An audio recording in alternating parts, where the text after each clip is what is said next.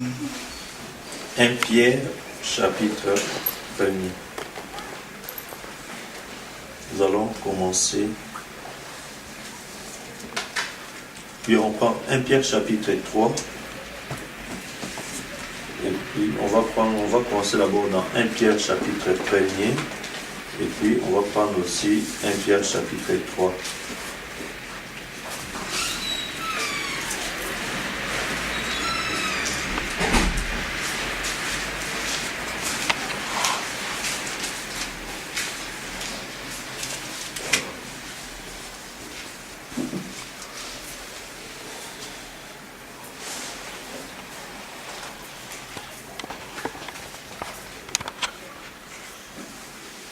Prenons 1 Pierre chapitre 3, en commençant à partir du verset 18.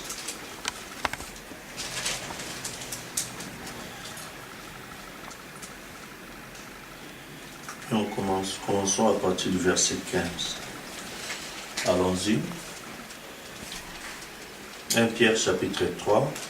Mais sanctifiez-vous dans Christ le Seigneur, étant toujours prêt à vous défendre avec douceur et respect devant quiconque vous demande raison de l'expérience qui est en vous, et ayant une bonne conscience, afin que la même ou vous calomniez comme si vous étiez de malfaiteurs, ce qui décrit votre bonne conduite en Christ soit ouvert de confusion. Car il vaut mieux souffrir si telle est la volonté de Dieu en faisant le bien qu'en faisant le mal.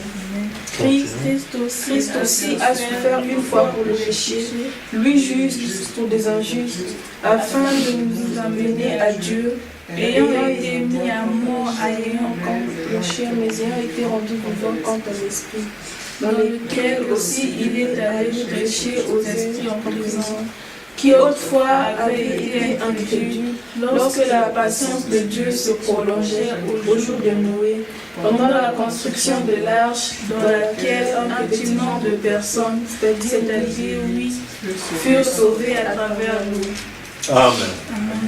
Que le Seigneur ajoute sa bénédiction à sa parole. Amen. Nous allons incliner nos têtes et que nous allons prier.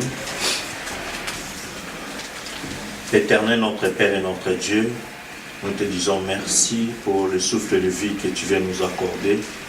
Nous prions que tu bénisses la parole que nous venons de lire. Puisses-tu, par le Saint-Esprit, nous en donner le contexte pour qu'en partant d'ici, nous puissions recevoir la vie éternelle. L'état est tellement mauvais que tu viens nous parler au travers de ton serviteur par le truchement de cette vidéo que nous venons de suivre. Nous prions, Seigneur, que tu nous influences de ta vie, afin que nous sachions, Seigneur, combattre dans cet âge mauvais. Bénis ces instants qui nous restent pour entrer dans la prière, pour que, Seigneur, ta présence puisse s'associer à la nôtre, afin de répondre à chacune des requêtes que nous t'avons apportées, car nous voulons nous identifier à ta parole. Commence avec nous comme l'alpha, termine aussi avec nous comme étant l'oméga, dans le nom du Seigneur Jésus-Christ. Amen. Amen. Amen. Amen. Et je voulais dire avant que puissiez vous asseoir, vous prendre avec moi dans Éphésiens.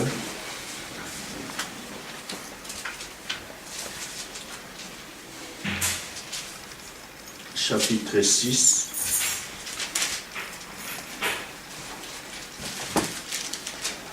Le verset 10 jusqu'au verset 13.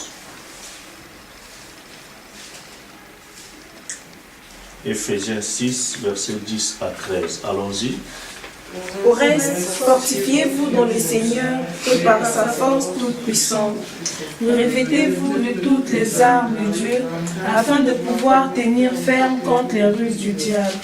Car nous n'avons pas à lutter contre la chair et le sang, mais contre les dominations, contre les autorités, contre le prince de ce monde des ténèbres, contre les esprits méchants dans les lieux célestes. C'est pourquoi prenez toutes les armes de Dieu, afin de pouvoir résister dans les mauvais jours et tenir ferme après avoir tout ce monde. Amen. Que le Seigneur ajoute la bénédiction de Dieu, sa parole pour vous asseoir. Par ces deux paroles, deux contextes, nous venons de lire, des textes, nous allons prendre une pensée. C'est Frère Branham a donné une pensée, une citation. Alors je vais m'inspirer de cette citation pour pouvoir donner les thèmes de ma petite exhortation de ce soir. Ce thème, c'est la bataille pour la vie. Amen. Amen. Hier, je voulais dire, mercredi, je crois, nous avons essayé de montrer comment nous devons connaître les temps dans lesquels nous sommes en train de vivre. N'est-ce pas? Amen. Parce que la vie éternelle, la Bible dit, c'est qui te connaissent, toi, le seul vrai Dieu. Et celui que tu as envoyé, Jésus-Christ. Amen. Et dans Osée 6 que nous avons lu, le prophète Osée déclare, il dit que mon peuple périt parce qu'il lui manque la connaissance. N'est-ce pas? Ça c'est dans Osée 4, 6. Mais dans Osée 4, c'est là où il dit ça, verset 6. Maintenant dans Osée chapitre 6, il dit, venez retournons à Dieu. Amen. Là, il a déchiré, mais il bandera nos plaies. Il frappera, mais il nous réunira. Amen. Amen. Il nous rendra la vie dans 2 jours. Et le 3e jour, nous vivrons dans sa présence. Amen. Nous vivrons devant lui. Amen. Amen. Donc là, nous sommes en train de voir, il montre que venons, cherchons à connaître notre Dieu. Lisons ça rapidement. Osée, chapitre 6, et puis Osée 4. Je vais juste mettre un petit lien là-bas pour pouvoir le lire. Je prends dans Osée, chapitre 6. Il dit, venez, retournons à l'Éternel, car il a déchiré, mais il nous guérira. Il a frappé, mais il bandera nos plaies. Il nous rendra la vie dans 2 jours. Le 3e jour, il nous relèvera et nous vivrons devant lui. Il dit, verset 3, connaissons, cherchons à connaître l'Éternel. Sa venue est aussi certaine que celle de l'aurore. Il viendra pour nous comme la pluie du printemps qui arrose la terre. Amen. Amen. Donc, là, nous avons essayé de montrer que ici, Osée était en train de parler d'Israël naturel. Amen. Montrer que comment Dieu, par parlant d'Israël, il allait frapper Israël, que cette nation n'allait plus exister. Amen. Mais 2000 ans après, parce que 2 jours après, 1000 ans devant l'Éternel, 1000 ans pour nous, devant l'Éternel, c'est 1 jour. Alors il a dit 2 jours après, 2000 ans après, Dieu va rassembler encore Israël. Amen. Le 3e millénaire, à ce moment-là, ils vivront devant l'Éternel. Dieu doit être avec eux. Alors, aux entrées dit, venez, cherchons à connaître notre Dieu. Il va venir, sa venue est certainement comme celle de l'aurore. Et pour nous, il viendra pour nous comme la pluie du printemps qui arrose la terre.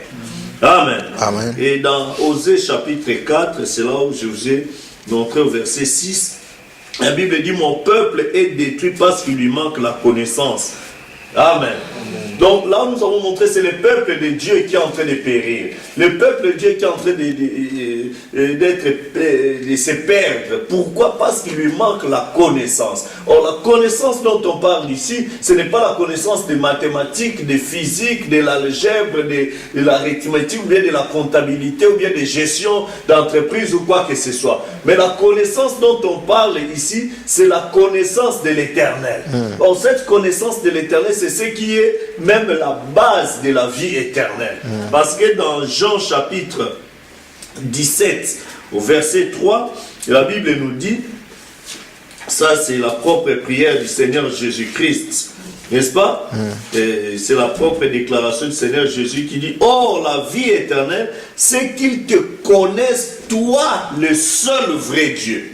Amen.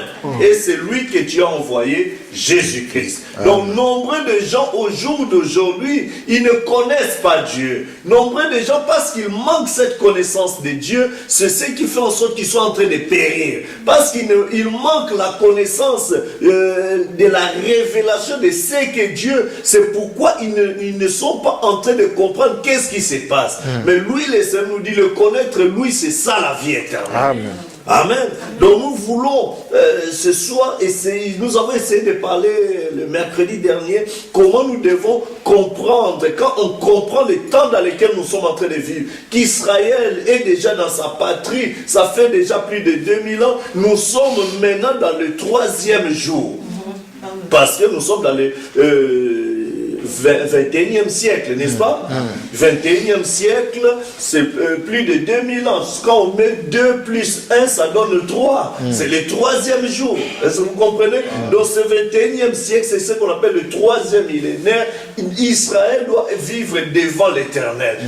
L'Éternel doit recevoir son peuple Israël. Or, nous savons que Dieu ne traite pas en même temps entre Israël et les nations. Et quand nous voyons ça, nous qui cherchons à connaître l'Éternel, nous qui sommes des nations, ça doit nous mettre dans un état d'empressement. Ça doit nous mettre dans un état d'urgence pour pouvoir chercher quelle est ma position devant Dieu.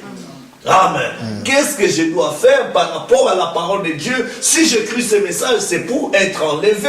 Si j'écris ce message, ce n'est pas pour être seulement membre de l'église, ou aller à l'église, ou me balader, ou pour me faire appeler pasteur, ou bien frère en Christ, ou sœur en Christ, mais pour répondre aux critères de mon salut afin d'être enlevé. Amen.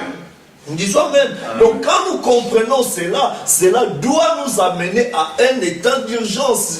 Donc on commence à faire, comme on dit, la course contre la montre.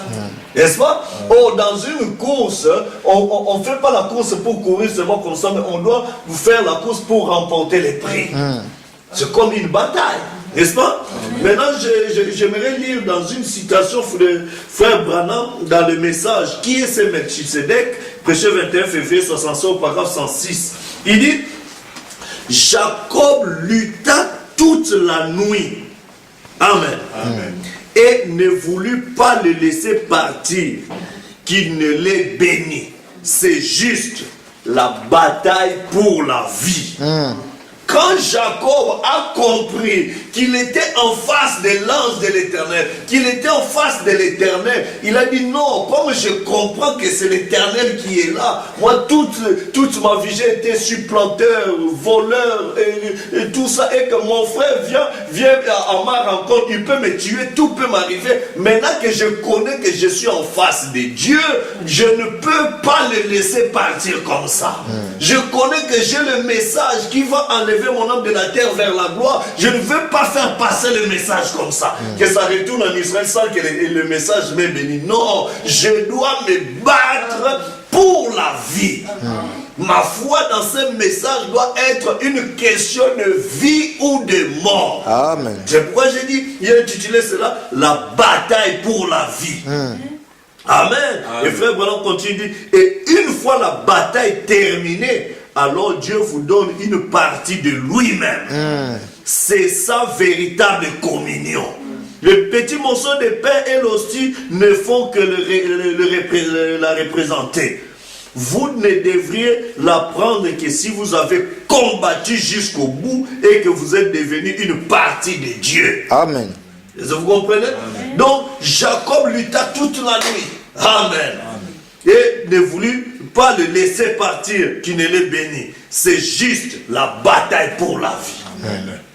Donc, nous aussi, nous devons nous battre. Quand je comprends que non, je suis dans un temps où tout peut arriver, Israël va bientôt recevoir leur Messie, et tout se passe, et tout ça. Alors, ce n'est pas une simple information.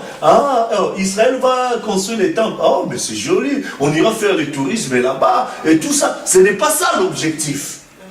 Parce que derrière cela, il y a des choses qui vont se passer où Dieu ne va plus exaucer même pas une prière des nations. Parce que frère Branham dit, quand Israël va présenter leur sacrifice, leur offrande, alors Dieu sera obligé de les exaucer, et ça veut dire que l'épouse est déjà partie. Et l'épouse du Seigneur Jésus-Christ, c'est le sang de Jésus-Christ. Amen. Est-ce que vous comprenez? Et si le sang de Christ n'est plus sur l'autel, cet autel qui était le trône de grâce et de miséricorde, quand il y avait le sang, quand il n'y a plus de sang, ça devient l'autel du jugement, le trône du jugement. Alors, c'est la colère de Dieu qui va s'abattre sur la terre. Est-ce que vous comprenez? Amen. Alors, comme j'étais en train de dire la bataille pour la vie, nous devons nous battre, on ne peut pas se battre en désordre. Amen. Amen. Nous devons savoir contre qui nous devons nous battre. Est-ce que vous comprenez? Amen. Dans le message Éden de Satan, Frère Branham va dire quelque chose. D'ailleurs, c'est d'abord dans la prière. Écoutons sa prière. Je prends Éden de Satan, premier paragraphe. Il dit, courbons la tête, Dieu bien-aimé. Nous te sommes reconnaissants ce soir de cette grande occasion qui nous est donnée de venir de nouveau au nom du Seigneur Jésus.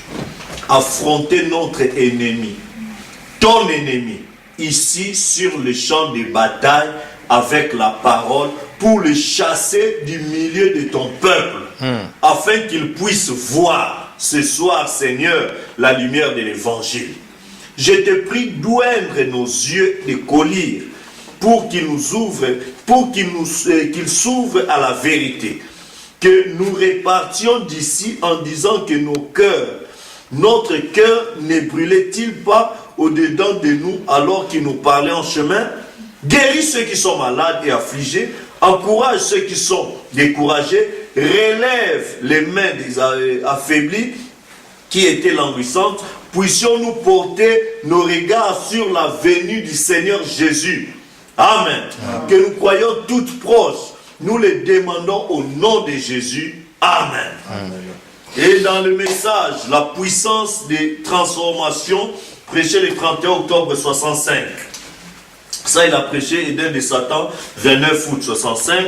Ici, 31 octobre 65, il dit au paragraphe 29 dans sa prière. Rends pour nous le pain de vie par la parole. Et nous sommes maintenant, nous réalisons que nous sommes dans le combat maintenant. Nous mettons ici ces soldats, amen, des morceaux de l'armure avec lesquels ils vont combattre dans les heures qui restent dans la vie. Et je prie, Seigneur, que tu places chaque morceau exactement à l'endroit où il doit être. Là où ils peuvent être protégés contre l'ennemi chaque fois qu'il viendra contre eux. Accorde-le, Seigneur. Nous prions au nom de Jésus-Christ. Amen. Donc, il nous montre que nous sommes en plein combat. Même dans la prière, il montre que maintenant, nous avons ton ennemi qui est notre ennemi, qui est ton ennemi. Amen. Il montre dans le dernier sermon que la bataille fait rage. Est-ce que vous comprenez? Amen. Si nous revenons dans Éden de Satan, paragraphe 13, il dit, je voulais vous parler de quelque chose, vous apporter quelque chose qui vous éclairerait sur la promesse de Dieu pour cet âge-ci. Voyez, je vous rappelle que ce sermon Éden de Satan, c'est le dernier sermon que frère Branham a prêché dans Branham Tabernacle, avant sa mort. Donc, quand il a prêché dans Branham Tabernacle, ce sermon, le reste des sermons qu'il a prêché jusqu'à ce qu'il est rentré dans la gloire, c'était en dehors de Branham Tabernacle.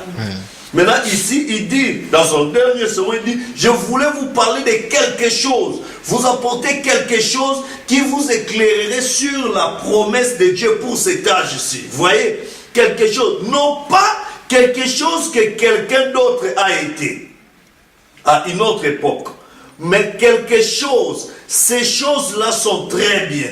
Il nous arrive à tous de parler de ces choses. Mais j'ai pensé, vous êtes avec moi? Amen. J'ai pensé à l'aide des passages de l'écriture que j'ai noté ici, d'attirer votre attention sur quelque chose qui pourrait vous éclairer, vous faire connaître, faire de vous un meilleur soldat sur le champ de bataille où vous combattez en ces moments, afin d'apprendre les tactiques de l'ennemi pour que vous puissiez tout bloquer avant d'être touché.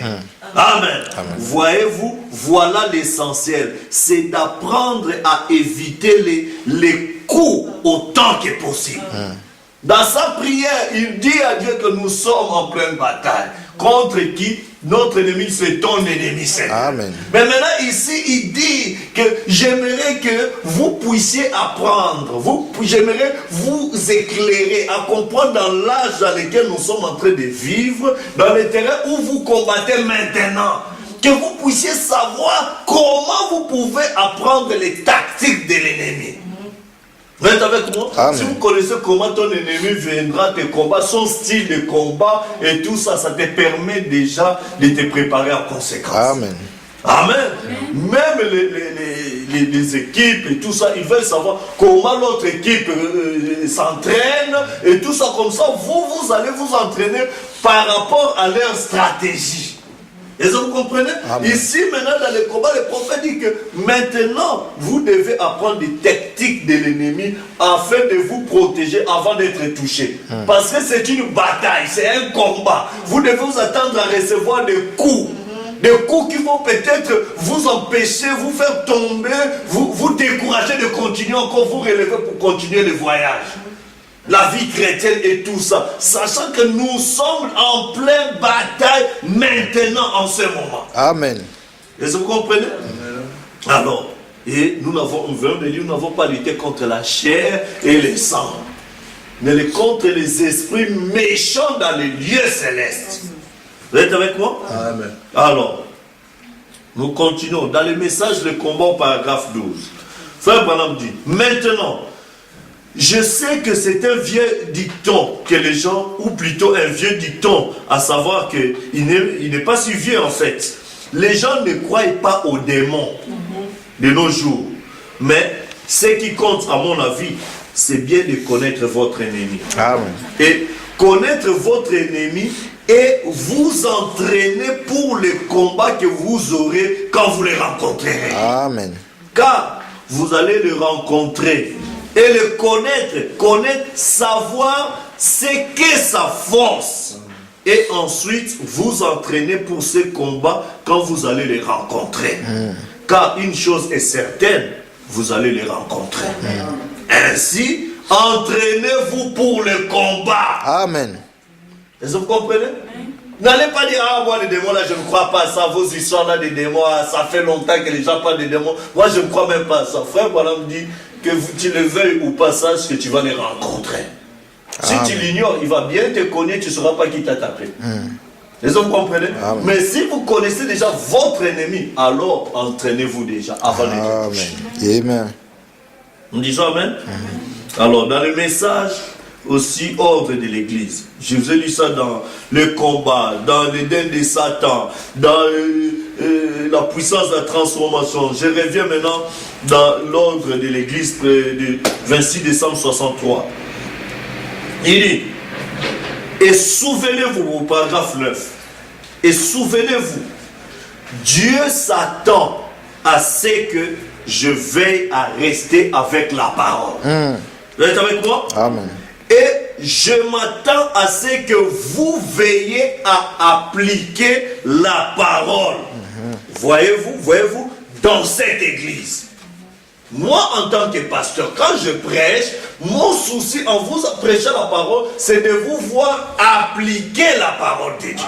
C'est de vous voir écouter et chercher à vivre la parole de Dieu. Nous disons Amen. Amen. Il dit, je m'attends à ce que vous veillez à appliquer la parole. Voyez-vous dans cette église. Et gardez-la spirituelle.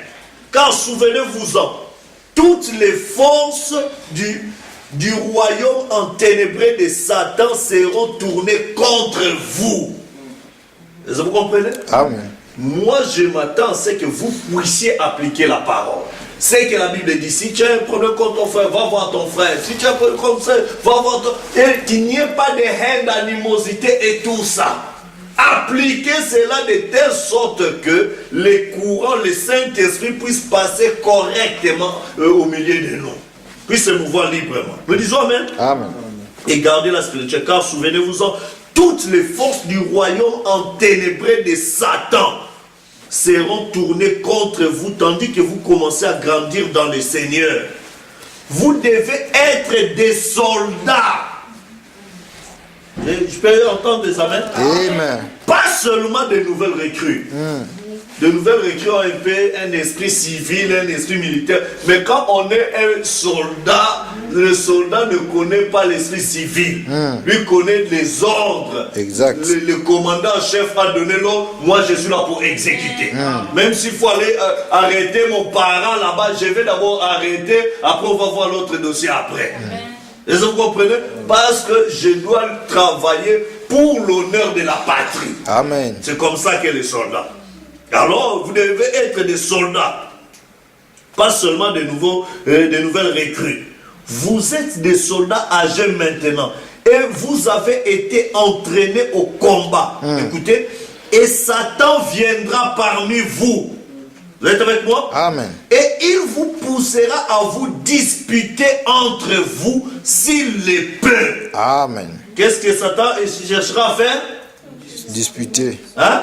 Disputer. À vous pousser à disputer entre vous s'il le peut. Ah, tu sais, tel frère avait dit ça sur toi, non? Ah, tu sais, tel frère avait dit ça. Ah, il ne me connaît pas. Ah, lui ne me connaît pas. Et tout ça. Après, c'est des disputes. Mais pourquoi toi tu ne salues pas telle soeur? Ah, vraiment, mon esprit ne m'a pas convaincu que je devais saluer. Ah, le même pour dire bonjour, shalom, tout ça, tu dois être poussé. Non, je n'étais pas poussé, je n'étais pas conduit. Ça devait quel esprit? Est-ce que vous comprenez? Satan viendra faire ça. Ce n'est pas la chair et le sang, mais les esprits méchants. Amen.